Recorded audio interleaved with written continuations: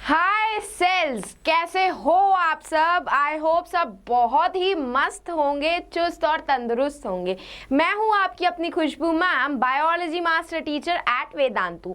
तो भाई आज का जो हमारा सेशन है ना, वो स्पेशली आप लोगों के लिए, क्योंकि आप जैसे बहुत सारे मेरे प्यारे प्यारे से बच्चे हैं जिनको ना रियलिटी नहीं पता है मिड टर्म्स की।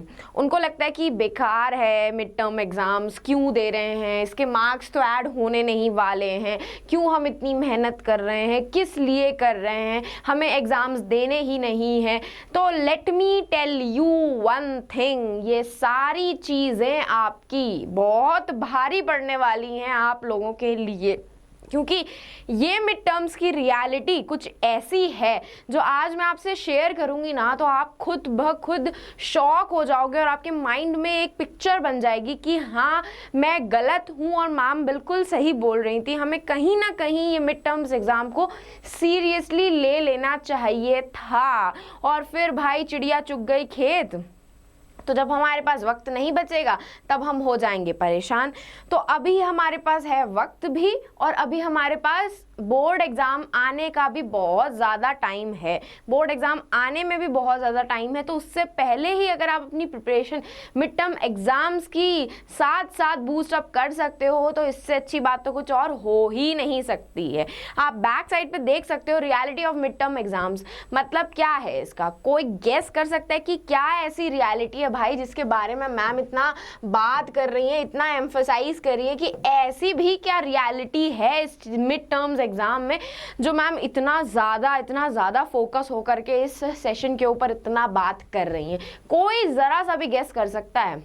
सोचो क्या हो सकता है। मतलब सुन लोगे ना वो सारी बातें ना, लिटरली सेशन को एंड तक देखना, ज़्यादा नहीं ज्ञान दूंगी, ज़्यादा ज्ञान दूंगी तो सोचने लगोगे मैम बहुत ज्ञान देती हैं। ज़्यादा ज्ञान नहीं दूंगी, ऐसी ही प्रैक्टिकल बातें बताऊंगी जो कहीं ना कहीं आप अपने लाइफ में अप्लाई करोगे ना अभी इस टाइम पे प्रेजेंट में, तो समझ में आ जाएगा कि हाँ मैम बिल्कुल सही कह रही थी। यही है रियलिटी, यही है रियलिटी जिसको हमें फॉलो अप करना है भाई। ये रील्स की दुनिया नहीं है, ये रियल दुनिया है जिसमें यही सब चीज़ें चलती हैं जो आपको आई थिंक सो कोई बताने वाला, गाइड करने वाला नहीं होता है। लेकिन अगर आपको कोई गाइड कर रहा है तो आप उसकी बात को इग्नोर करोगे तो मे बी आपको थोड़ा सा नुकसान हो सकता है, थोड़ा सा नहीं काफ़ी नुकसान हो सकता है। तो रेडी स्टेडी पो हो सब लोग ये जानने के लिए कि ऐसी क्या रियलिटी है भाई मिड टर्म्स की। ओ माय गॉड, कोई सोच सकता है कि क्या हो सकता है रियलिटी के इसके पीछे? तो चलिए पर्दा हटाते हैं इससे और आपको बताते हैं, पर्पस बताते हैं मिड टर्म एग्जाम का। देखिए पर्पस क्या होता है मिड टर्म एग्जाम का।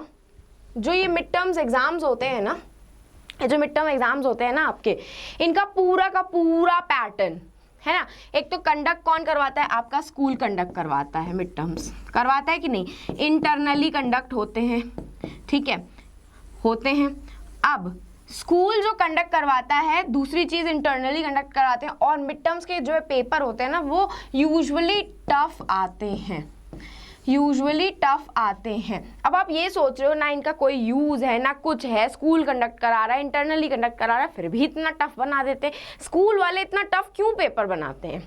तो इसका रीज़न ये है कि मिड टर्म्स का जितना भी स्ट्रैटेजिकल चीज़ें होती हैं, मिड टर्म्स का पेपर जो डिसाइड होता है, इसका मार्किंग स्कीम जो डिसाइड होता है, उसकी जो चेकिंग होती है, वो सब की सब किसके बेसिस पे होती है? सीबीएसई जो अपनी ऑफिशियल नोटिस रिलीज करता है उसी के ही बेसिस पे होती है। उसी के ही बेसिस पे ये मिड टर्म्स एग्जाम्स का सारा क्राइटेरिया डिसाइड होता है, क्योंकि इनका मेन पर्पस ही होता है to prepare you all for your board exams, to prepare you all for your board exams.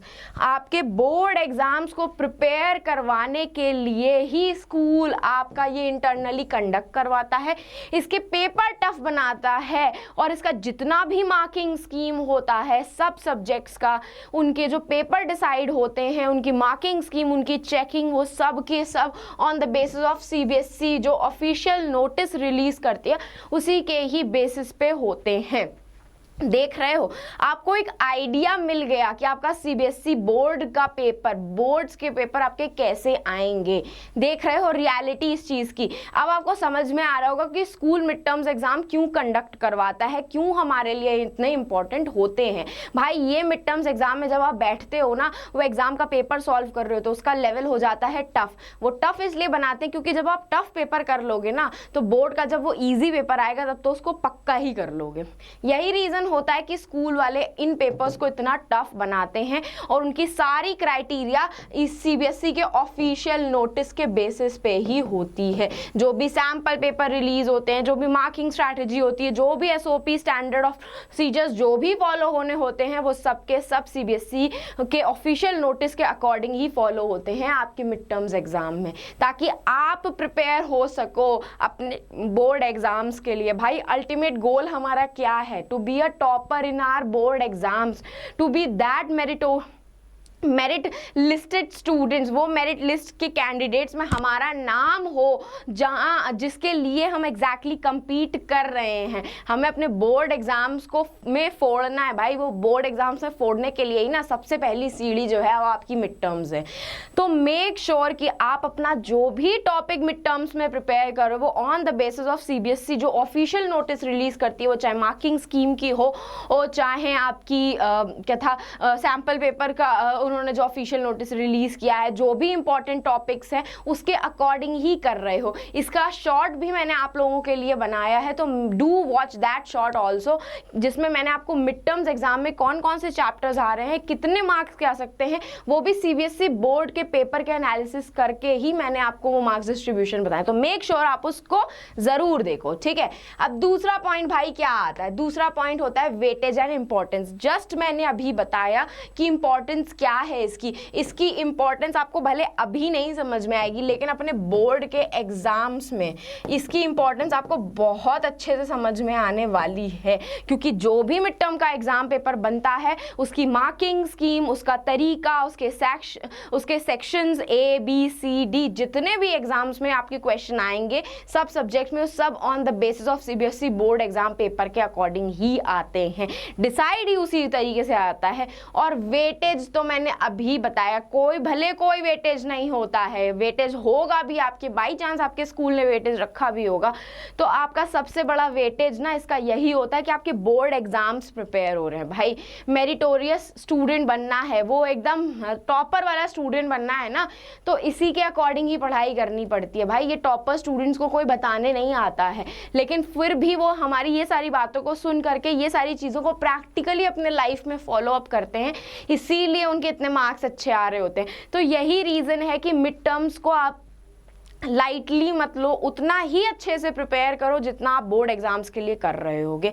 इससे क्या होगा, आपने जो सिलेबस आधा आधा डिवाइड कर, बहुत सारे ऐसे बच्चे होंगे जिनका पूरा पूरा सिलेबस आ रहा होगा साइंस में, बाकी सारे सब्जेक्ट में, बहुत सारे ऐसे स्टूडेंट होंगे जिनका आधा सिलेबस आ रहा होगा अपने मिड टर्म्स में। तो अब एक बात बताओ, आधा सिलेबस अच्छे से हो गया कि नहीं हो गया? मैं अगर बायो की ही बात करूं तो बायो में आपके कितने चैप्टर्स बच जाएंगे? अगर आप control and coordination, life process, how do organism reproduce को हटा दो तो कितने चैप्टर बच गए? 2 चैप्टर बच गए, हेरिडिटरी एंड क्या बच गया लास्ट में आपका एनवायरनमेंट का चैप्टर। भाई ये 3 चैप्टर आगे वाले अगर आपने अच्छे से प्रिपेयर कर लिए तो आपके पास कितना अच्छा खासा टाइम होगा कि आप हेरिडिटी और आर एनवायरनमेंट का चैप्टर प्रिपेयर कर सकते हो। और सबको मिलाकर भी आप, अगर आपके पास 2 महीने का टाइम बच जाएगा बोर्ड्स के पेपर में, तब भी आपके पास सफिशिएंट टाइम होगा। तो यही इंपॉर्टेंस होती है भाई बोर्ड एग्जाम की। आपके आधे चैप्टर एग्जाम्स की वजह से इतने अच्छे से प्रिपेयर हो जाते हैं, उनकी कंसेप्ट क्लियरिटी इतनी अच्छे से हो जाती है कि आपको बाद में बाकी सारे चैप्टर्स पे फोकस करने का टाइम मिल जाता है, और एट द एंड आपके पास इतना अच्छा खासा टाइम बच जाता है रिवीजन का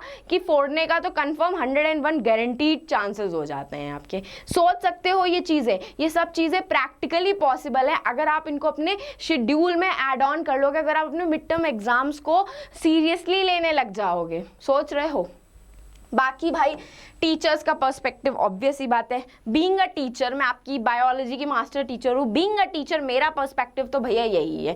मैंने अपने मिड टर्म्स के एग्जाम को अपने बोर्ड के टाइम पे तो बहुत सीरियसली लिया था, क्योंकि मेरे बोर्ड के एग्जाम्स जो हुए थे उसका जो पेपर का पैटर्न था वो एग्जैक्टली वैसा ही था जो मैंने मिड टर्म के एग्जाम्स में फेस किया था। तो भाई जो जो गलतियां मुझसे मिड टर्म एग्जाम में हुई, मैंने मेक श्योर किया कि मेरे से वो सारी मिस्टेक्स अपने बोर्ड एग्जाम्स में नहीं हो। यही रीज़न है कि बोर्ड एग्जाम में मेरे मार्क्स अच्छे आए थे। तो जब मैं प्रैक्टिकली उन चीज़ों को फॉलो अप कर सकती हूँ तो आप उन चीज़ों को फॉलो अप क्यों नहीं कर सकते हो भाई। तो टीचर्स का यही पर्सपेक्टिव होता है, और बीइंग अ टीचर मैं आपसे अपना ही पर्सपेक्टिव जो मैं फील करती हूँ, जो मैं सोचती हूँ, जो मुझे लगता है कि प्रैक्टिकली ये सब चीज़ें पॉसिबल हैं और वो पॉसिबल हुई भी हैं, क्योंकि मैंने अपने टाइम पे ये फॉलो अप की थी। तो आप क्यों नहीं फॉलो अप कर सकते हो? कर सकते हो, बिल्कुल कर सकते हो, ठीक है। तो मेक श्योर कि आप opportunities and the improve for the improvement. Exactly भाई। अब एक बात बताओ, मिड टर्म्स में अभी मैंने बोला कि मिस्टेक्स हुई थी मुझसे, क्या हुई थी? मुझसे मिस्टेक्स हुई, ठीक है, क्योंकि मैंने अपने मिड टर्म्स को बहुत सीरियसली लिया था। स्टिल मेरे से मिस्टेक्स हुई कि नहीं हुई भाई? हुई, मेरे से मिस्टेक्स हुई, बहुत सारी मिस्टेक्स हुई। लेकिन क्या किया मैंने? उन मिस्टेक्स से मुझे एक अपॉर्चुनिटी मिली खुद को इम्प्रूव करने की अपने बोर्ड एग्जाम्स में।